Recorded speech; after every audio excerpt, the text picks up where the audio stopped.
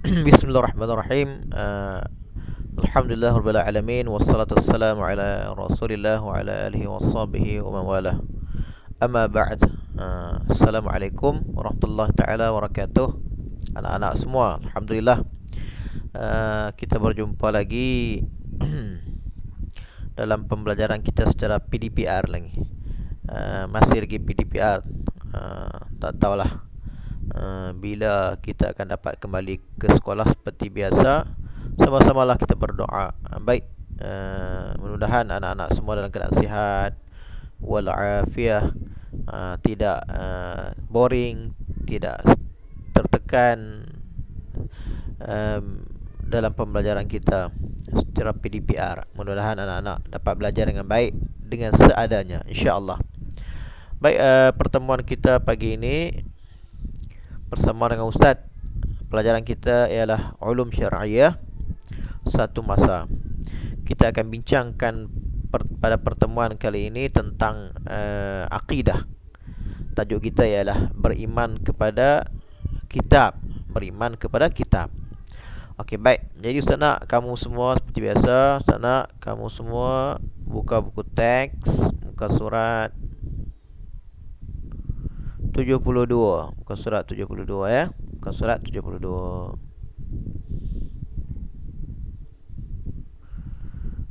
Okey, beriman kepada kitab. Mari kita baca dulu, sekali lagi kita bincang gitu.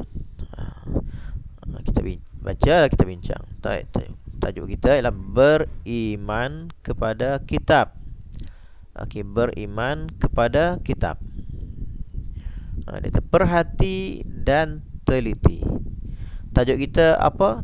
Beriman kepada kitab. Yang paling utama ialah kitab Al-Quran. Kita kena beriman dengan kitab. Beriman maksudnya apa? Percaya bahawa kitab Al-Quran adalah kalam Allah, kitab Allah, kitab Allah yang Allah telah turunkan kepada Rasulullah. Kitab yang menjadi panduan hidup kita. Kita kena percaya sungguh. Jangan nanti bila kita tengok Al-Quran, kita kata Al-Quran ini macam buku biasa, tak boleh berdosa, dan dia akan jadi kufur ataupun jadi kafir bila dia kata macam tu. Bukan tekat kata, dia tak kata, tapi dia tidak pernah kata macam tu, tapi dalam hati dia rasa macam tu. Dia rasa macam Al-Quran tu macam buku biasa, nak baca tak baca sama aja. Itu orang tak beriman dan dia berdosa. Dan dia bila dia ada percaya ataupun perasaan yang macam tu, dia boleh jadi kufur ataupun boleh terkeluar daripada Islam. Tak jadi orang Islam lagi. Bila mati besok, dia akan dapat azab yang dahsyat seperti orang kafir. Dalam kubur Allah sudah mula siksa. Mati sahaja Allah akan siksa dia. Di akhirat lagi Allah himpunkan dia dengan orang-orang kafir. Jadi kita kena percaya, bukan kita saja-saja percaya. Kita kena yakin sungguh bahawa Al-Quran yang kita baca sekarang ni, kita belajar, kita baca, itu bukan perkataan manusia. Itu adalah sebenar-benar perkataan Allah, kalam Allah, yang Allah turunkan kepada Rasulullah sallallahu alaihi wasallam melalui malaikat Jibril yang kita belajar sebelum ni. Jadi kita percaya, yakin semua yang tertulis dalam Al-Quran itu adalah kalam Allah, sempurna. Tak boleh satu ayat atau satu huruf saja dia tak percaya. Contohnya Bismillahirrahmanirrahim, Alhamdulillahirabbil alamin. Alhamdu, dia kata alhamdu ni bukan Al-Quran, bukan daripada Al-Quran. Kufur. Kufur dia. Bukan setakat berdosa besar lagi dah kufur. Boleh jadi orang kafir, menjadi murtad. Jadi kita kena beriman bahawa Al-Quran semuanya daripada ayat pertama, huruf pertama hingga huruf yang terakhir adalah kalam Allah. Okey, baik. Itu yang paling utama. Kemudian nanti kita akan bincang kitab-kitab yang kita mesti beriman. Adanya 4 kitab yang Allah telah turunkan kepada manusia. Kitab Taurat kepada Nabi Musa dan kaum dia dahulu. Taurat, Injil, kitab yang Allah turunkan kepada Nabi Isa alaihi salam, kepada kaum umat dia. Taurat, Zabur Allah turunkan kepada Nabi Daud. Kemudian yang terakhir, kitab yang merangkumi semua kitab-kitab yang Allah turunkan. Kitab yang paling sempurna yang Allah turunkan, istimewa untuk kita sebagai umat Nabi Muhammad sallallahu alaihi wasallam. Lengkap. Semua kitab-kitab yang lain terkandung di dalam Al-Quran, terhimpun dalam Al-Quran pengajarannya. Baik, bersama-sama kita tengok. Beriman kepada kitab, perhati dan teliti. Dia kata, mengapa ni ya, budak ni duduk tengah syarah ni. Dia tengah syarah. Dia kata, mengapa saya menjadikan Al-Quran sebagai kitab panduan hidup saya? Ini persoalan. Cuba kamu jawab, tengok. Cuba dia kata, mengapa saya menjadikan Al-Quran sebagai kitab panduan hidup saya? Apa yang dia kata sini? Dia kata, pasal apa saya jadikan Al-Quran ni, Quran yang kita baca ni, bukan Quran tu, kandungan dalam Al-Quran itu, pengajaran, pelajaran, ilmu yang terkandung dalam Al-Quran itu. Mengapa, kata dia, mengapa saya perlu jadikan kandungan Al-Quran, ilmu-ilmu segala yang terkandung dalam Al-Quran itu, saya jadikan dia sebagai panduan hidup saya. Apa maksud panduan hidup? Maknanya apabila saya nak lakukan sesuatu, saya tengok apa Al-Quran kata, apa Al-Quran suruh, apa Al-Quran larang. Baik, bila saya nak beribadat, nak menyembah Tuhan saya akan tengok Al-Quran. Bagaimana Quran ajak kepada kita cara kita nak menyembah Allah. Bila saya nak bersyukur, bagaimana cara untuk saya bersyukur kepada Tuhan yang sebenar-benar, bersyukur dengan cara yang betul. Saya akan tengok pada Al-Quran. Bila saya nak menjalani kehidupan saya seharian, macam mana cara saya nak hidup, saya akan tengok kepada Al-Quran. Itu maknanya kita jadikan Al-Quran sebagai panduan hidup kita. Kita nak hidup dalam dunia ni, apa saja kita nak buat, kita tengok Al-Quran dulu. Al-Quran bagi ke, tak bagi ke, halal ke, haram ke, harus ke, buat macam ni boleh ke tak boleh. Tengok Al-Quran kata boleh, kita buat. Bila kita nak buat benda ni, kita tengok boleh tak boleh. Quran kata tak boleh, kita pun tidak boleh, tak buat. Bila kita nak makan benda ni, tengok kepada Al-Quran. Quran kata boleh makan, tak boleh makan, tak boleh makan, kita pun tidak makan. Itu maknanya kita menjadikan Al-Quran sebagai panduan hidup kita. Okey, baik, terus. Jadi soalan pelajar ini dia kata dia tanya kita dan dia nak bagi tahu. Kata, saya menjadikan Al-Quran sebagai kitab panduan hidup saya. Mengapa? Mengapa dia kata dia menjadikan Al-Quran sebagai panduan hidup kita? Kita pun sama juga, kamu, ustaz dan semua ibu ayah, kita sebagai orang Islam sama juga seperti pelajar ini, iaitu kita menjadikan Al-Quran sebagai panduan hidup kita. Apa panduan hidup? Seperti ustaz kata tadi, apa saja yang kita nak buat, tengok apa yang Al-Quran kata. Quran suruh ke, Quran larang, kita tengok Al-Quran. Baik, jadi pelajar ni dia cerita. Yang pertama, sebagai jawapan dia, mengapa saya menjadikan Al-Quran sebagai panduan hidup? Mengapa?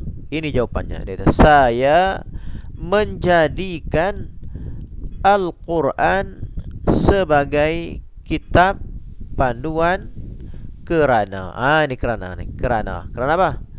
Al-Quran wahyu Allah subhanahu wa ta'ala, yang mengandungi ajaran Islam. Okey, jawapan dia yang pertama, mengapa saya menjadikan Al-Quran sebagai panduan hidup saya? Pertama, kerana Al-Quran wahyu Allah subhanahu wa ta'ala, yang mengandungi ajaran Islam. Kita jadikan Al-Quran sebagai panduan hidup. Yang pertama, kerana Al-Quran itu adalah wahyu Allah. Wahyu Allah ataupun kalam Allah. Kalam Allah di dalamnya mengandungi ajaran Islam. Sebab Al-Quran ini dalamnya ada pengajaran, ada ajaran. Bukan nyanyian-nyanyian, bukan lagu-lagu, tak boleh jadi panduan. Tapi sebenarnya dalam Al-Quran adalah panduan hidup. Ada pengajaran, menceritakan bagaimana cara untuk kita hidup. Semuanya terkandung dalam Al-Quran. Cuma kita kena belajar. Jadi sebab tu kita jadikan Al-Quran sebagai panduan hidup. Kerana Al-Quran adalah wahyu Allah yang mengandungi ajaran Islam. Takkan kita nak ambil ajaran bukan Islam kot, nak ambil ajaran orang agama Hindu, kita nak ambil ajaran ajaran daripada orang agama Kristian, Buddha dan sebagainya. Tentulah kita mengambil ajaran daripada Al-Quran, kerana ia adalah ajaran Islam, ajaran yang sebenar-benar daripada Allah. Sedangkan ajaran-ajaran yang agama lain bukan daripada Allah. Ada yang manusia sendiri yang cipta, ada yang diilhamkan oleh jin, syaitan. Jadi tidak sebenar. Kita kena menyembah Tuhan yang sebenar. Tuhan yang sebenar iaitu Tuhan yang menjadikan kita. Tuhan jadi kita. Mengapa kita sembah Tuhan yang lain, benda yang lain? Siapa jadi kita? Allah. Sembahlah Allah. Siapa yang berikan rezeki kepada kita? Allah. Bersyukurlah kepada Allah. Siapa yang jadikan alam sekalian ni, semua benda yang ada ni, siapa yang jadikan? Allah. Jadi mestilah kita sembah kepada Allah. Sembah kepada Allah, cara yang betul ialah mesti ikut Al-Quran. Kerana Al-Quran itu Allah yang turunkan kepada kita untuk mengajar kita menjadi hamba Allah. Cara makan, cara berjalan, cara bekerja, cara mencari pendapatan, semua. Cara belajar, semua diajar oleh Allah melalui Al-Quran dan juga Rasulullah. Tunjuk ajar Rasulullah. Yang kedua, Al-Quran ialah kitab Allah yang terakhir. Al-Quran ialah kitab Allah yang terakhir dan satu-satunya kitab yang terpelihara daripada penyelewengan sehingga hari kiamat. Yang kedua, mengapa kita perlu jadikan Al-Quran sebagai panduan hidup? Yang kedua, kerana dia kata, kerana Al-Quran ialah kitab Allah yang terakhir. Apa maksud kitab Allah yang terakhir? Maksudnya ialah Allah menurunkan banyak kitab sebelum ini. Banyak kitab kepada nabi-nabi dan rasul-rasul sebelum ini. Tetapi antara yang kita wajib ketahui, wajib beriman, antara kitab yang Allah turunkan ialah kitab Taurat kepada Nabi Musa. Boleh tak kita pegang dengan kitab Taurat? Sudah tak. Taurat, surah kitab Taurat dah tidak asli lagi. Kitab Taurat sudah tidak asli, maknanya sudah bercampur antara kandungan yang sebenar dengan kandungan yang tidak sebenar. Tidak asli lagi Taurat. Kemudian kitab Taurat, kitab Injil kepada Nabi Isa. Boleh kita nak beriman kepada kitab Injil? Pun tak boleh, sebab kitab itu semua sudah tidak boleh dipegang lagi, sudah tidak asli lagi. Kitab Zabur juga sama juga. Tapi kitab yang terakhir yang Allah turunkan, kitab yang terakhir sekali, iaitulah Al-Quran yang ada pada kita. Jadi Al-Quran sahaja yang kita mesti pegang dan terima dan pelajari. Kerana kitab-kitab yang tadi, yang Tauratnya, Injilnya, Zaburnya, semuanya sudah tidak terpelihara. Yang Allah pelihara hingga hari kiamat, kitab Al-Quran sahaja. Jadi semua manusia sebenarnya hendaklah berpegang dengan Al-Quran. Orang Cina, agama Cina ke, Hindu ke, orang Kristian dan semuanya, sebenarnya mereka juga hanya perlu pegang kepada Al-Quran sahaja. Orang Kristian hari ini berpegang pada kitab Taurat, kitab Injil. Sebenarnya kitab Taurat, kitab Injil sudah tidak asli lagi. Sudah ada campur aduk ataupun penambahan oleh tangan-tangan manusia. Yang asli terpelihara sejak diturunkan kepada Rasulullah hingga hari kiamat, iaitulah kitab Al-Quran sahaja. Sebab tu kita kena pegang Al-Quran sahaja. Betul. Okey, baik. Kerana dia kata yang kedua, yang pertama sebab Al-Quran wahyu Allah yang mengandungi ajaran Islam. Sebab tu saya jadikan Al-Quran sebagai panduan hidup. Yang kedua, saya jadikan Al-Quran sebagai panduan hidup kerana Al-Quran ialah kitab Allah yang terakhir. Tak ada dah kitab yang lain. Hak ni yang terakhir hinggalah kiamat. Nak pegang pada Taurat dan Injil tak boleh pegang. Semuanya kitab itu sudah tidak asli, tidak original. Manusia telah menambah-nambah.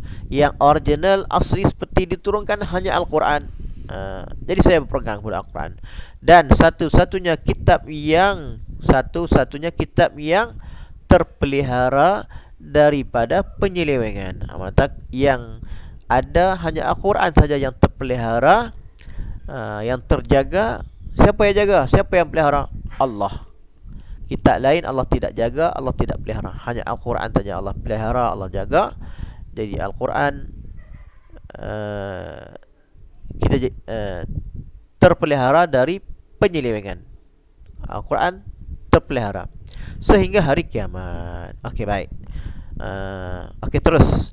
Faham kan? Faham? Jadi mana persoalannya, mengapa kita perlu beriman ataupun perlu kita berpegang kepada Al-Quran, ataupun mengapa kita perlu jadikan Al-Quran sebagai panduan hidup? Yang pertama, kerana Al-Quran adalah wahyu Allah. Dalamnya terkandung ajaran agama Islam, agama Allah, ajaran agama Allah yang Maha Pencipta, yang menciptakan kita. Jadi mengapa kita nak ambil kitab yang lain, kitab-kitab agama yang lain, sedangkan kitab-kitab agama yang lain bukan kitab daripada Allah, bukan Allah yang jadikan kitab itu ataupun turunkan kitab itu. Kitab yang Allah turunkan, yang ia adalah kalamullah, yang terpelihara, terjaga hingga hari kiamat, hanya satu, iaitu Al-Quran. Karena itu kita jadikan Al-Quran sebagai pegangan kita, panduan hidup kita. Baik.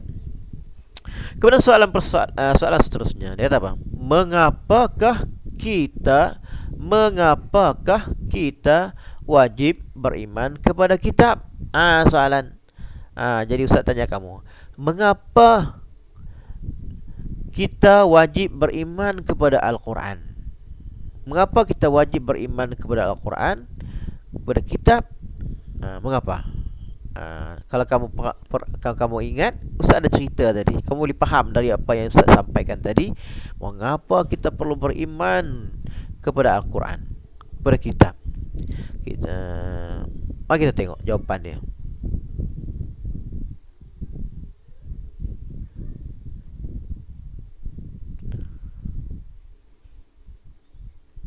Jawapan dia apa?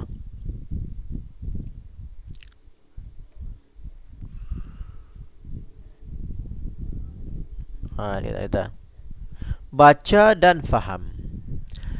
Kewajipan beriman kepada kitab Allah. Ini jawapannya, mengapa kita wajib beriman kepada kitab Allah. Ini kewajipan beriman kepada kitab Allah. Mari kita baca sikit. A'udzubillahi minasyaitonirrajim. Ya ayyuhalladzina amanu aminu billahi wa rasulihi wal kitabil nazzala ala rasulihi wal kitabil anzala min qabl. Ini dalil naqli. Dalil naqli makna dalil daripada Al-Quran yang memberitahu kepada kita bahawa kita wajib beriman kepada kitab Allah. Ini dalil dia. Apa maksud ayat ini? Surah apa ni? Surah An-Nisa ayat 136. Surah yang keempat ayat 136. Apa maksudnya? Maksudnya, wahai orang yang beriman. Ni Allah panggil kita ni. Allah panggil kita. Allah kata, wahai orang yang beriman. Kamu beriman tak kepada Allah? Ustaz beriman kepada Allah.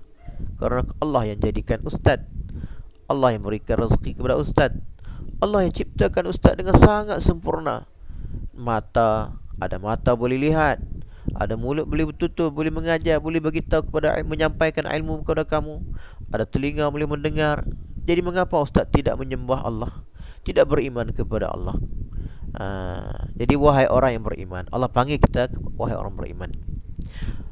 Allah panggil kita, mengapa? Kata Allah, tetaplah beriman kepada Allah dan Rasulnya. Mana kata? Inilah dalil. Maknanya Allah perintahkan kita di sini, tetaplah beriman kepada Allah dan Rasulnya. Tetaplah maknanya, hendaklah kamu sentiasa beriman kepada Allah dan Rasulnya. Allah perintah. Jadi siapa tidak beriman kepada Allah dan Rasulnya, dia bukan hamba Allah, dia bukan umat Rasulullah. Dia orang kafir, seperti orang Cina yang menyembah patung berhala, dan kepada kitab yang Allah turunkan kepada Rasulnya. Allah perintahkan kita pertama beriman kepada Allah, kedua dan Rasulnya, dan ketiga kepada kitab yang Allah turunkan kepada Rasulnya. Apa dia kitab yang Allah turunkan kepada Rasulnya? Antaranya lah inilah Al-Quran. Jadi kerana itu kita wajib beriman kepada Al-Quran. Sebab apa? Allah perintah kita dalam ayat ni, suruh kita beriman kepada Allah, beriman kepada Rasul, beriman kepada kitab Al-Quran ini, Al-Quran, serta kitab yang Allah turunkan sebelumnya. Serta kitab yang Allah turunkan sebelumnya. Yang mana? Yang Ustaz cerita tadi. Kitab Quran sajakah yang Allah turun? Tak, banyak kitab Allah turun kepada Nabi-Nabi dan Rasul-Rasul yang sebelumnya. Tapi antaranya yang perlu kita tahu, yang kita mesti tahu, wajib tahu antara kitab yang Allah turunkan, iaitu kitab Taurat kepada umat Nabi Musa, kitab Injil kepada Nabi Isa, kitab Zabur kepada Nabi Daud, dan ada lagi suhuf kepada Nabi Ibrahim. Jadi itu antara wajib. Tapi yang paling utama yang kita pegang, yang kita pelajari, kita fahami, iaitulah Al-Quran. Jadi kita sangat beruntung, kita sangat istimewa bila kita boleh baca Al-Quran, dan kita selalu membaca Al-Quran. Kerana kita, bila kita baca Al-Quran, kita rasa bangga sebab kita sedang membaca perkataan ataupun ayat-ayat Tuhan yang menciptakan kita. Kalau kamu baca 1000 buku, tapi buku itu tulisan manusia yang seperti sama kita, yang macam kita, ada ayah, ada anak, ada tangan, manusia biasa, tulisan dia, tulisan manusia. Tapi bila kita baca Al-Quran, iaitu adalah kalamullah. Sama tak? Kita baca tulisan manusia yang sama macam kita, dengan kita membaca Al-Quran, iaitu kalamullah. Kalamullah, kalam Tuhan yang menciptakan kita, bahkan menciptakan keluarga kita, ibu ayah, kawan-kawan, semua binatang, semua pokok, gunung ganang, lautan, langit, bintang, bahkan semua alam Allah yang cipta. Dan Al-Quran itu kalam Allah. Jadi kita baca bangga, kita bangga. Jadi alhamdulillah, sekadar tu dulu pertemuan kita. Kita berhenti di sini. Nanti kita sambung lagi ya. Seronok bila kita bincang bab akidah. Bila kita bincang bab akidah, menjadikan kita lebih cintakan Allah, lebih teringat kepada Allah, dan kita tak mau melakukan dosa kepada Allah. Allah Tuhan kita menjadikan kita, mengapa kita nak buat dosa kepada Allah? Kita tak mau lagi setinggal sembahyang, kita tak mau lagi tak berhenti baca Al-Quran. Jadi kita mesti pandai baca Al-Quran, sebab kita nak baca kalam Allah. Jadi ada satu hadis kata Rasulullah, man arada an yatakallama ma'allah falyaqra'il Quran. Kata Nabi, siapa-siapa yang nak bersembang dengan Allah, bukan senang nak sembang dengan mak ayah, senang, boleh telefon, boleh WhatsApp, duduk di depan mak di rumah sekarang ni. Nak cakap bersembang dengan ustaz, boleh berWhatsApp, call, boleh. Tapi biasa saja bersembang dengan manusia. Tapi kata Nabi, sesiapa yang ingin bercakap, bersembang, berbual dengan Allah, maka bacalah Al-Quran. Bila kita baca Al-Quran, seolah-olah kita bersembang dengan Allah. Kita baca Al-Quran. Alhamdulillah, ila hadzal qadar. Hingga sekadar ini kita berjumpa lagi. Jadi apa yang kamu kena buat ialah kamu salin yang tadi ya, yang tadi. Yang mana?